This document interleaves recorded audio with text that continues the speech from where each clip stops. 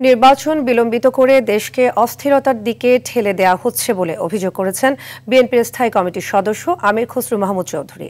দুপুরে বনানীতে নিজ কার্যালয়ে ব্রিফিংয়ে তিনি বলেন, সরকার আস্থা হারাচ্ছে, যা দুর্ভাগ্যজনক। হতাশা প্রকাশ করে বলেন, দেশ কোথায় যাচ্ছে কেউ জানে না।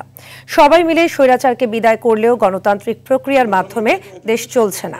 একটি সুষ্ঠু নির্বাচন করে নির্বাচিত সরকারের কাছে ক্ষমতা হস্তান্তর করাই সরকারের দায়িত্ব। কিন্তু করিডোর ইস্যু, বিনিয়োগ সম্মেলন, বন্দর হস্তান্তরের ক্ষমতা হাতে নিয়ে প্রশ্নবিদ্ধ অন্তর্বর্তী সরকার। আমির খসরু বলেন, দক্ষিণের মেয়র ইস্যুতে আদালতের আদেশ বাস্তবায়ন হতে হবে। বাংলাদেশ কোথায় যাচ্ছে কেউ জানে না। বাংলাদেশের জনগণ একটা স্বৈরাচারকে বিদায় করেছে, একটা ফ্যাসিস্টকে বিদায় করেছে গণতান্ত্রিক ব্যবস্থা ফিরিয়ে আনার জন্য। মূলত দিশাই ছিল আন্দোলন।